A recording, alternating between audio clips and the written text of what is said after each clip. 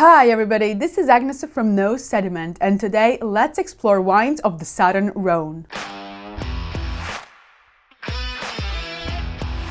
I very distinctively recall one of the articles about Rhone Valley wines, where the author noted the tendency to cram everything under one category and simply label it as Rhone Valley. However, if we take a closer look, it becomes evident that the wines from Southern and Northern Rhone are very distinctively different. I mean, not only the primary grape varieties are different, but also the climate and landscape. Therefore, today I will be focusing on wines from the southern part of the Rhone Valley. After all, this is where majority of Rhone Valley wines are produced.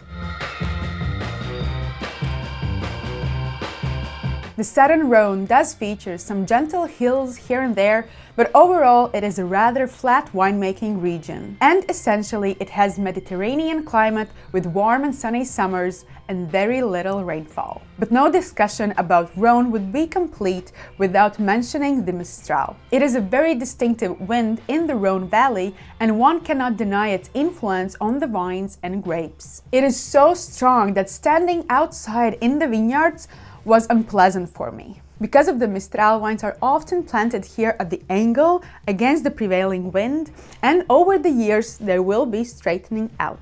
However, the one great thing about Mistral is that it limits the fungal disease pressure to a very minimum.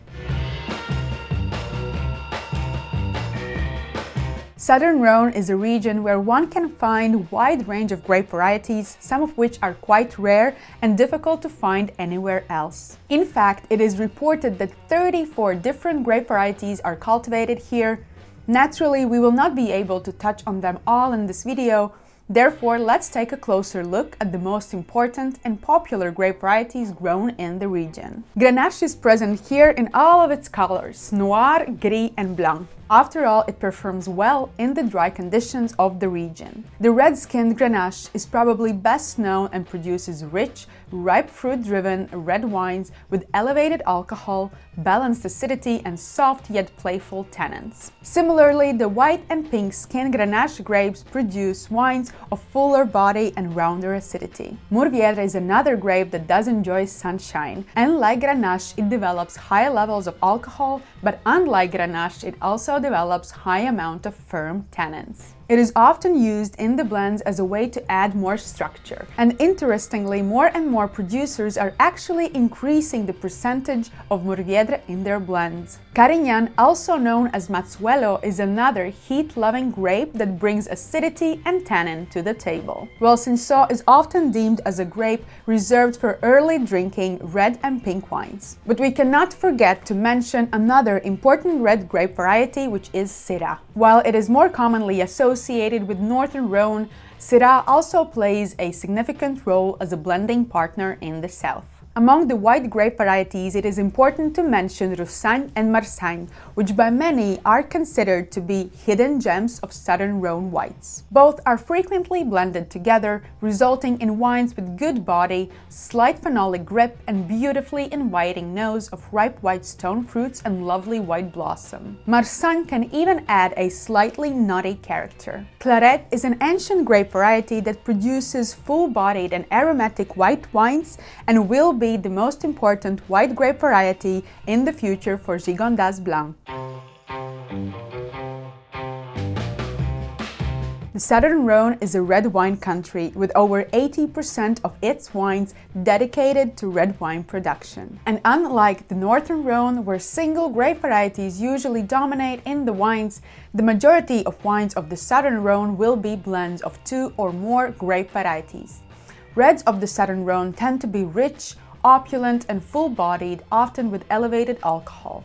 Some winemakers will use full or partial carbonic maceration in order to create lighter and fresher style of wine. There is a relatively small percentage of white wine produced in Southern Rhone, but in my opinion, they can be quite full-bodied, opulent and aromatic on the nose. And pink wine, of course, with light and easy drinking style at the Côte du Rhône level and fuller body with deeper color at the Tavel. But it is not all about the still wines, you know.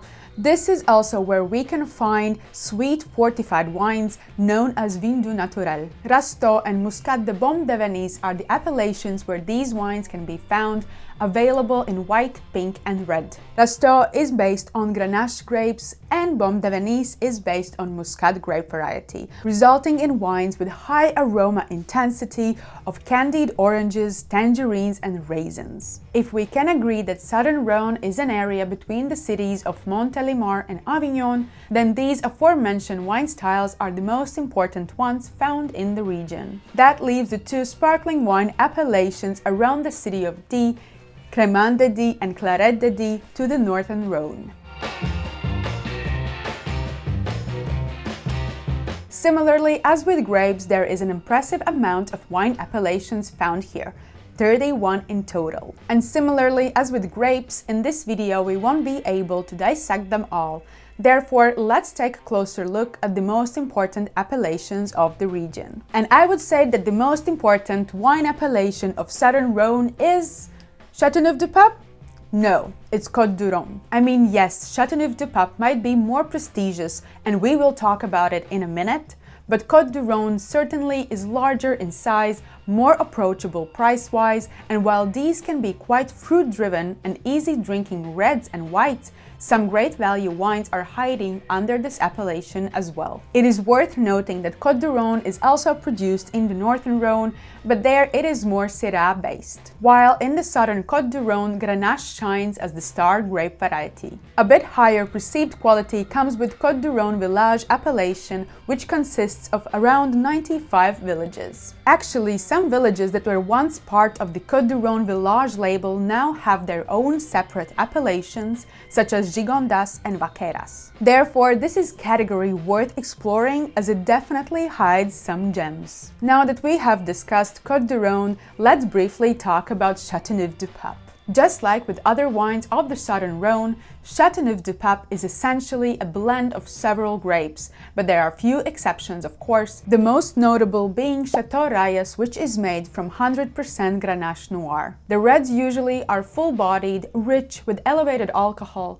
These are wines that I believe can age, but not necessarily need to be aged, as they offer an inviting fruit and rather resolved tannin structure profile in their youth. But let's not forget that Chateauneuf-du-Pape can also be white, and these can be quite impressive wines. Yes, fuller and richer and more out there, but this is diversity right there. My previously mentioned Gigondas and Vaqueras are often described as producing similar wines to those of Chateauneuf-du-Pape, and it is true. What I disagree though is that these appellations make more rustic wines. I certainly don't feel that about Gigondas wines, which often to me can offer a great density of fruit and for a much more appealing price point. And starting from the next year, it is allowed to make Gigondas Blanc, with dominant grape being Claret. We most certainly must mention Tavel, which to my knowledge is the only wine appellation in France solely dedicated to pink wine production. And they continue to produce pink wines that go against the current fashion of pale-colored rosés,